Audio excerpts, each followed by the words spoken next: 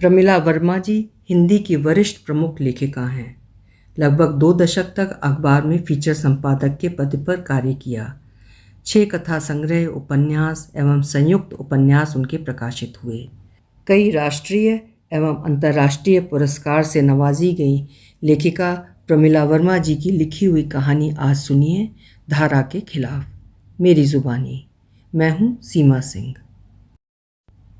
Dice पर mic के सामने खड़ी मेयर विश्वमोहिनी को बब्बन ने थोड़ा झुक कर जाते हुए एक पर्ची थमा दी। लिखा था, Mohini please meet me immediately at home, Sheela Kapoor. सचमुच विचलित हो गई विश्वमोहिनी। अपना भाषण संक्षेप में समाप्त किया और आयोजकों व अन्य आगंतुकों से क्षमा मांगते हुए वे शीघ्र निकलकर कार की ओर बढ़ी। उनके पीछे समाज कल्याण विभाग के कार्यकर्ता भागे। बब्बन भी दौड़ा।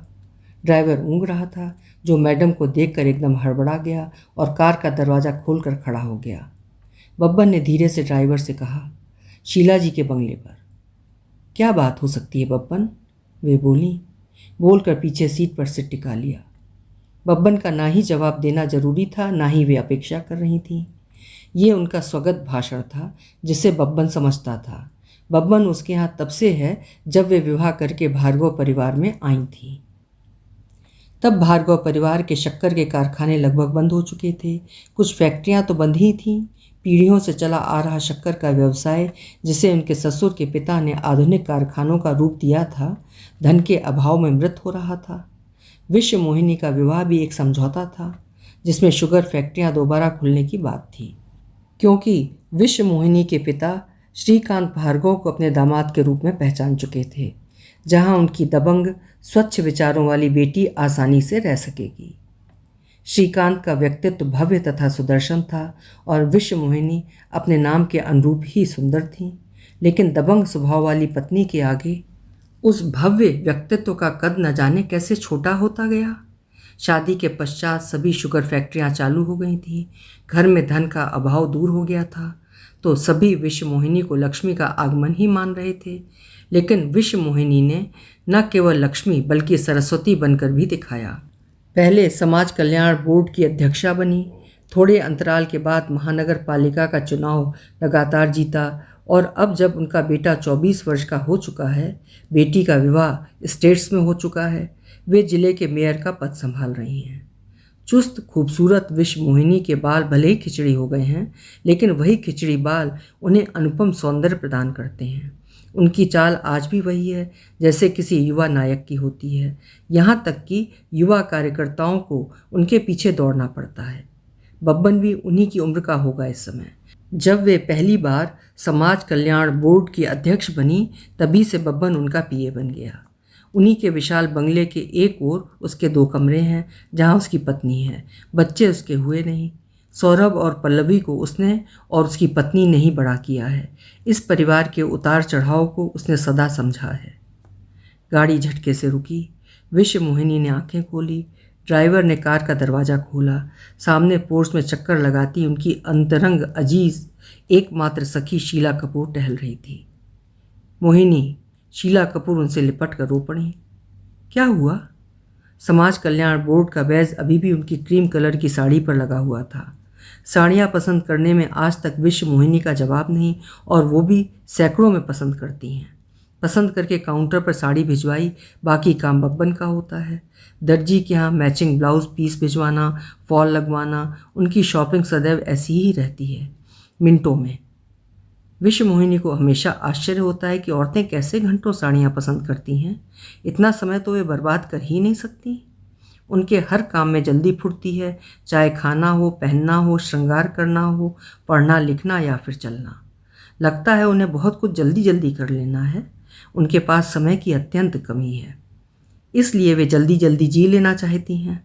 श्रीकांत गंभीर स्वभाव के हैं। वे पत्नी की विद्वता, लोकप्रियता और तुरंत निर्णय लेने की क्षमता से सारी जिंदगी अभिभूत रहे हैं, हमेशा। शीला कपूर ने विश्वमोहिनी का हाथ पकड़ा और सीधे अपने कमरे में ले गई। अब बताओगी भी शीला कि यूं ही रोती रहोगी? विश्वमोहिनी ने पूछा। मुझे चीट किया गया है मोहिनी, शीला कपूर ने रोते हुए कहा। किसने? विश्वमोहिनी ने कहा। कीर्ति के परिवार वालों ने, शीला कपूर ने कहा। अर्थात? विश्वमोहिनी बोली। कीर्ति शीला कपूर की इकलौती बहू है जिसका विवाह अभी 5 महीने पहले हुआ था। कीर्ति को 8वां महीना है, डॉक्टर ने बताया। शीला कपूर अब चुप थी लेकिन रोश में थी। क्या?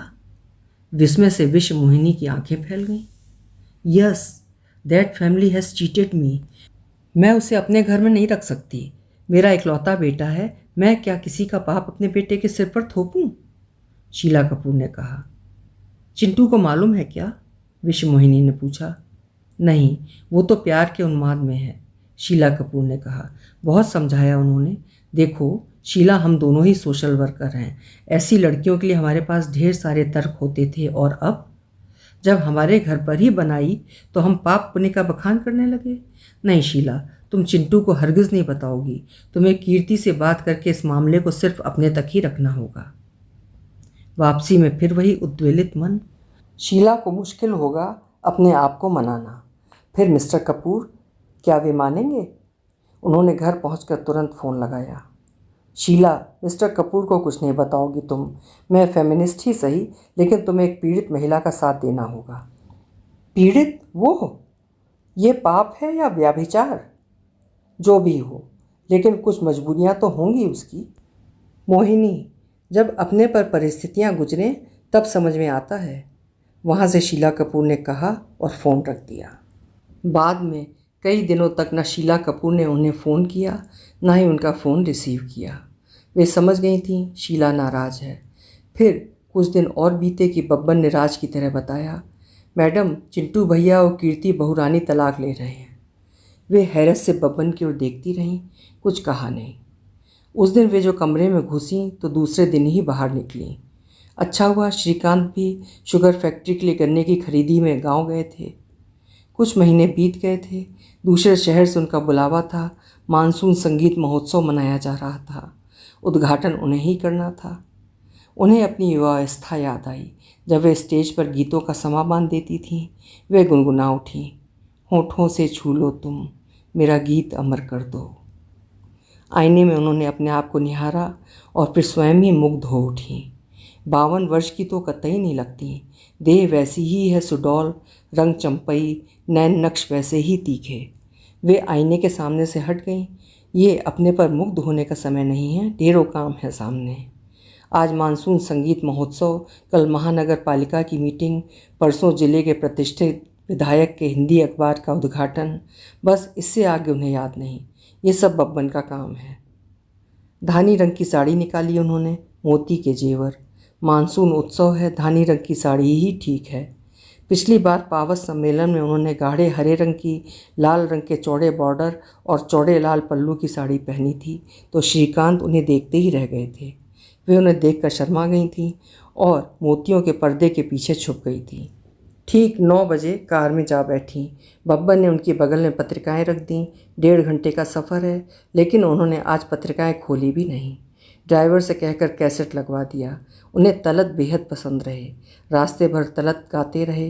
वे साथ साथ गुनगुनाती रहीं। मानसून संगीत महोत्सव का उद्घाटन किया, फिर उनका भाषण होना था। इससे पूर्व एक लड़की स्टेज पर आई जिसने देवी सरस्वती की वंदना गाई। क्या नाम था वे याद नहीं कर पाईं। देखा, लड़की बेहद सुंदर है। लंबे घने बालों की एक चोटी जिसमें मोगरे की माला लटकी थी। सिल्क की लाल बॉर्डर की सफ़ेद साड़ी पहने वो भोली सी लड़की, कंठ में जैसे सरस्वती स्वयं विराजमान हो। वे एकटक उसे देखती रह गईं। अपने भाषण में भी सरस्वती वंदना की तारीफ़ की। 2 पंक्तियाँ गाकर मानसून को समर्पित की। आज भी उनकी आवाज़ में जादू है। तालियों की गड़गड़ाहट के बीच वे स्टेज से नीचे उतरी। वही जल्दी, वही आयोजकों से क्षमा प्रार्थना की। अभी जाना ही होगा, समय नहीं है उनके पास। ये उनकी एक अदा थी। बब्बन जानता है? नहीं, उन्हें चैन नहीं था। सरस्वती वंदना गाती वो मासूम गंभीर लड़की बब्बन को आवाज़ दी, वो कौन है, कहाँ रहती है, पता लगाओ। दूसरे दिन उनकी गाड़ी के पीछे 3-4 कारें और थीं। महानगर पालिका की मीटिंग स्थगित कर दी गई थी। पीछे की कारों में शहर की प्रतिष्ठित महिलाएं बैठी थीं, जिनमें अधिकतर समाज कल्याण बोर्ड की सदस्याएं थीं। अपने बेटे सौरभ के लिए वे बहू के रूप में उसे चुन चुकी थीं। महिलाएं आश्चर्य में डूबी थीं। न जाति जानी, न गोत्र, न परिवार, न बैकग्राउंड, ना अपने परिवार के अनुरूप स्टेटस जाना। नहीं, विश्व मोहिनी इसीलिए तो सभी से अलग थलग हैं। बिना किसी पूर्व सूचना के 3-4 गाड़ियाँ HIG कॉलोनी के एक फ्लैट के आगे खड़ी हो गईं। बब्बन दौड़ा, शहर की मेयर, घर अस्त व्यस्त हो उठा। लड़की की माँ गुमड़ी सिमटी साड़ी में दरवाजे तक पहुँची। तब तक विश्व मोहिनी दरवाजे के भीतर थीं। माता पिता दोनों हाथ जोड़े खड़े थे। बिना किसी भूमिका के विश्व मोहिनी ने कहा, आपकी लड़की को मानसून संगीत महोत्सव में सरस्वती वंदना गाते सुना। यदि आप माने तो मैं बहू के रूप में आपकी बेटी का हाथ मांगने आई हूँ। मेरा बेटा अमीर घर का बिगड़ैल बेटा नहीं है, वो मर्यादाओं में पला बढ़ा बेटा है। कहकर उन्होंने चारों तरफ निगाह दौड़ाई। कमरे में केन के सोफे, कोने में तिपाई, एक साधारण टीवी और कुछ किताबें, बस। अंदर के कमरे की ओर जाते दरवाजे पर लगे पर्दे में से ऊंची ऊंची साड़ी पहने नंगे पैर लड़की वहां से झांक रही थी। वे उस पर फिर मुग्ध हो उठीं। साथ आई महिलाएं घर में फैल गईं। इस अप्रत्याशित विवाह प्रस्ताव से माँ हतप्रभ रह गई। लेकिन मैडम, हमारी स्थिति आपके स्तर की नहीं है, लड़की की माँ ने अटकते हुए कहा। वे हंस दी। हमें आपका स्तर नहीं, लड़की का रिश्ता चाहिए, वरना हम आते ही क्यों। पिता की आंखों में स्वीकृति थी। उन्होंने पत्नी की ओर देखकर स्वीकृति प्रदान की। लड़की की माँ विश्व मोहिनी के पैरों पर झुकी, आंखों में खुशी के आंसू थे। अरे अरे, ये क्या करती हैं आप, हमारी समधिन हैं। उन्होंने लड़की की माँ को लिपटा लिया। माँ रोली हल्दी चावल ले आईं। थाली में मीठी चिरौंजी थी। विश्व मोहिनी पल्लू के कोने में चावल और हल्दी शगुन की बांध दी। सबको चिरौंजी खिलाई। वे चाय के लिए भी नहीं रुकी। जाते हुए विश्व मोहिनी पर्दे के पीछे खड़ी लड़की के पास पहुंची। सिर पर आशीष का हाथ फेरा, लिपटा लिया। बेटा, तुम्हें स्वीकार है ना, कोई दबाव नहीं है तुम पर, तुम मना भी कर सकती हो। फिर उसके हाथों में सौरभ के कई फोटोग्राफ थमा दिए। लड़की नीची निगाह किए खड़ी रही। कुछ कहने को होंठ फड़के, फिर लंबे लंबे आंसू गिरे। तब तक विश्व मोहिनी दल बल के साथ बाहर निकल चुकी थी। लड़की माँ की ओर देख रही थी, माँ लड़की की ओर। दोनों की आंखों में अनगिनत प्रश्न थे। पिता बोले, जानता हूँ सब कुछ बेटी की किस्मत और ईश्वर पर छोड़ दो। क्यों, मैं क्या कुछ गलत करूँगी? विश्व मोहिनी ने कहा। सोफे के दोनों कोनों पर सौरभ और श्रीकांत गुस्साए बैठे थे। कम से कम सौरभ लड़की को देखना तो चाहेगा ना, श्रीकांत ने कहा। मुझे नहीं देखना वेखना, मम्मा को जो ठीक लगता है वही करती हैं, कहकर उठने लगा। बैठो सौरभ, नहीं है किसी में इतनी हिम्मत जो उनके आदेश की अवहेलना कर जाए। सौरभ वापस बैठ गया। देखो सौरभ, हमारे परिवार को ऐसी ही सीधी सादी लड़की चाहिए जो हमारे परिवार को संभाल कर चला सके। मुझे अमीर घर की उच्छृंखल बहू नहीं चाहिए। कई बार तो घर के तिनके तिनके बिखर जाते हैं। आंखों के सामने कीर्ति की घटना आ गई, लेकिन उन्होंने कहा कुछ नहीं। जैसा ठीक समझो, कहते हुए श्रीकांत उठ गए। लेकिन उनके मन में यह भी विश्वास था कि विश्व मोहिनी का चुनाव 19 तो होगा नहीं। मेयर विश्व मोहिनी का बंगला बिजली के रंग बिरंगे लट्टुओं से सज गया। सारी व्यवस्था स्वयं श्रीकांत, सौरभ और उनके रिश्ते के भाइयों ने देखी। सफ़ेद और पीले फूलों से मंडप सजाया गया, लाल कारपेट बिछाया गया। लॉन के एक और डिनर की व्यवस्था थी, जिसमें हर तरीके के स्वादिष्ट व्यंजन रखे गए थे। दूल्हा दुल्हन के बैठने की व्यवस्था किसी राजसी सिंहासन से कम नहीं थी। यहाँ रिसेप्शन था। उससे पूर्व श्रीकांत के हवेली नुमा दूसरे बंगले में, जो शादी के लिए लड़की वालों को दिया गया था, वहाँ धूमधाम से विवाह संपन्न हुआ था। दोनों ओर की व्यवस्था बब्बन ने संभाली। सौरभ और श्रीकांत तो साथ थे ही। जयमाल के समय सौरभ ने लड़की को देखा तो हैरान रह गया। श्रीकांत भी विश्व मोहिनी की पसंद पर निहाल हो गए। किसी के मन में कोई गिला नहीं रहा लड़की न देखने का। विश्व मोहिनी ने प्याजी रंग की पैठणी साड़ी पहनी, मोती के गहने पहने, बगैर मांग निकाले अपनी रेशमी बालों की सेटिंग जूड़े के रूप में की। आगंतुक महिलाएं हैरान थीं। तारीफ किसकी करें, बहू की या सास की? भव्य समारोह के साथ विवाह संपन्न हो गया। बहू और सौरभ के हाथ पर दक्षिण भारत के भ्रमण की टिकटें रखकर वे फिर काम में व्यस्त हो गईं। 20 दिन पश्चात सौरभ और बहू नीलू लौटे। आते ही नीलू ने घर की व्यवस्था संभाल ली। यहाँ तक कि वो अपनी सास के कपड़े, मैचिंग सैंडल, रूमाल तक प्रतिदिन निकाल कर रखती। ससुर का भी वैसा ही ध्यान रखना, सौरभ की हर ज़रूरत का ध्यान रखना। अब सौरभ शक्कर कारखाने का काम देखने जाने लगा था। समय पर टेबल पर नाश्ता लग जाता। किसको क्या पसंद है, कौन क्या नाश्ता करेगा, नीलू इस सब का ध्यान रखती। विश्व मोहिनी गर्व से दोनों की तरफ देखती, मानो आंखों से कह रही हूँ, देखो मेरी पसंद। श्रीकांत अपनी बेटी के पास लंदन जाना चाहते थे। वैसे जाना तो विश्व मोहिनी को भी था, लेकिन इधर काम बहुत बढ़ गए थे। घर लौटकर भी वे काम करती। शाम को गाड़ी से उतरती तो बब्बन के हाथों में ढेरों फाइलें होती जो उनके कमरे में पहुंचा दी जाती। श्रीकांत अकेले ही लंदन चले गए। सौरभ की शादी को 3 महीने हो चुके थे। नीलू मायके जाना चाहती थी। उन्होंने पंडित से साइत निकलवा कर फल, मेवे, मिठाई, कपड़ों, उपहारों के साथ नीलू को विदा किया। नीलू के जाने के बाद वे परेशान हो गई थीं, क्योंकि नीलू के रहते उन्होंने घर की ओर ध्यान भी नहीं दिया था। श्रीकांत हफ्ते में 2 बार फ़ोन कर लेते तो वे सारी जानकारी दे देती। शक्कर कारखाने की जानकारी सौरभ देता, उसका बाकी समय नीलू को फ़ोन करके बीतता। उन्हें अच्छा लगता। कभी ऐसे ही दिन उन्होंने श्रीकांत के साथ जिए थे, तब तो वे लंबे लंबे गाने तक फ़ोन पर सुनाती थीं। नीलू की माँ ने विश्व मोहिनी को फ़ोन पर सूचना दी कि नीलू माँ बनने वाली है। वे खुशी से झूम उठी। फौरन निर्देश दे डाले, ध्यान रखना है नीलू का। सर्वप्रथम उन्होंने बब्बन को सूचना दी। श्रीकांत को फ़ोन किया। सौरभ शर्माता सा सामने बैठा था। फ़ोन की कॉन्फ्रेंस लाइन चला दी ताकि श्रीकांत की खुशी को सौरभ भी सुने। अपनी महिला मंडल समिति को अभी उन्हें नहीं बताना था, इसलिए किसी पहचान की लेडी डॉक्टर के पास नीलू को भेजने के बजाय डॉक्टर बगड़िया, जिनका हाईवे पर क्लिनिक था, के पास भेजने का निश्चय किया।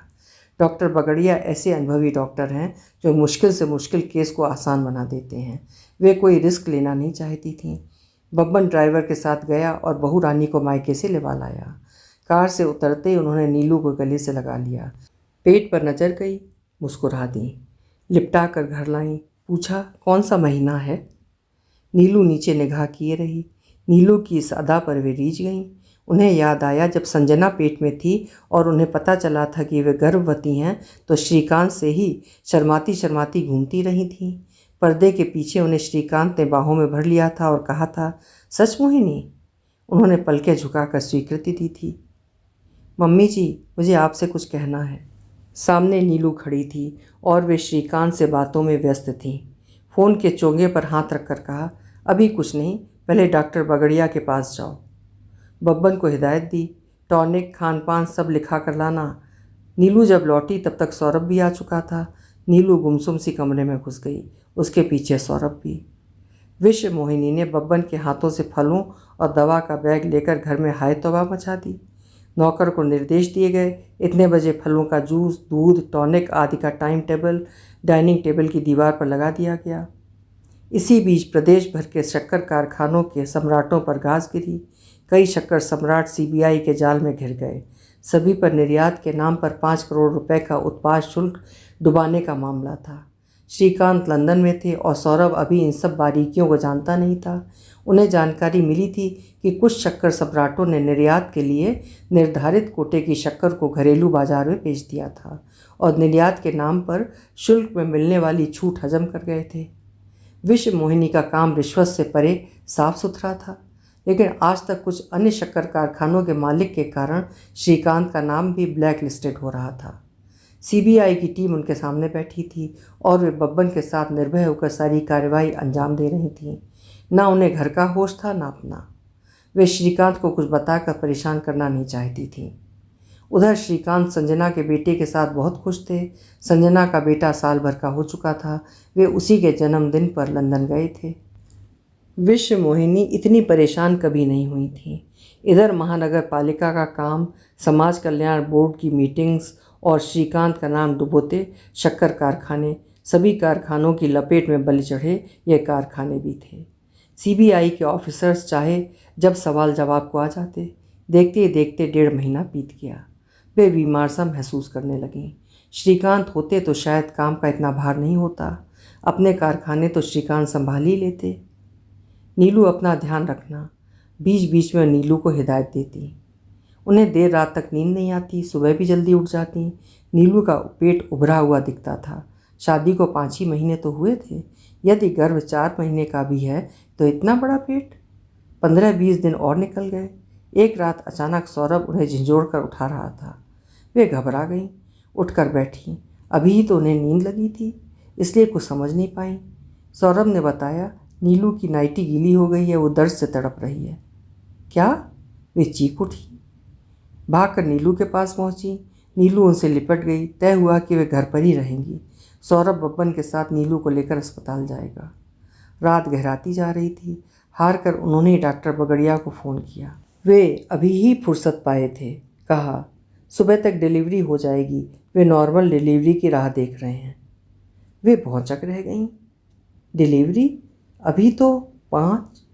कहते कहते उनकी ज़बान लड़खड़ा गई। मैडम, बच्चा 8वां होगा। पानी जाने से समय से पूर्व डिलीवरी हो रही है। आप क्या कह रहे हैं डॉक्टर? उनका दिमाग सन्न होता जा रहा था। लगा कान में सीटी बज रही है।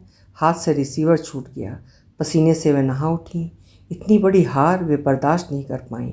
सीने में दर्द महसूस हो रहा है। वे चीख उठी, बब्बन! लेकिन वे अकेली थीं। कुछ समय से तनाव में थीं। उन्होंने मुश्किल से डॉक्टर बगड़िया के अस्पताल फ़ोन किया और बब्बन को डॉक्टर के साथ आने को कहा। बब्बन को उनके पास पहुंचने में 1 घंटा लग गया। इस बीच वे लेट नहीं सकीं। पसीने से सराबोर छटपटाती रहीं। डोरबेल लगातार बज रही थी। वे मूर्छित सी सोफे पर अधलेटी थीं। बब्बन ने अपनी दूसरी चाबी से लैच लॉक खोला और भागकर अंदर आया। उन्हें एंजाइना पेन बताया डॉक्टर ने। अस्पताल में भर्ती करने का आग्रह किया, लेकिन वे मानी नहीं। उधर नीलू अस्पताल में है, इधर वे। नहीं, पहले नीलू का ध्यान रखना होगा।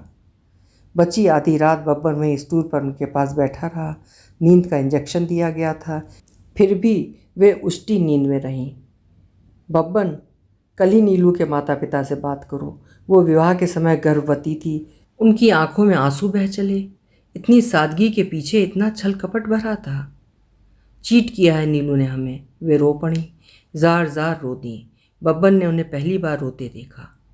बावजूद बब्बन के बहुत मना करने पर भी ऑफिस जाने को तैयार होने लगी। बब्बन सुबह से नीलू के मायके जाने के लिए निकल गया। 2 घंटे पश्चात ऑफिस में फ़ोन आया। मैडम। हाँ बोलो बब्बन। मैडम, रेप केस था, याद होगा। मानसून संगीत समारोह के 1 माह पूर्व भारी बारिश में सब्जी मंडी में सब्जी के गोदाम में 2 लड़कों ने एक लड़की से बलात्कार किया था। लड़के पकड़े नहीं गए थे। खिला पिलाकर केस दबा दिया गया था। लड़के सब्जी के आड़ती व्यापारी के बेटे थे।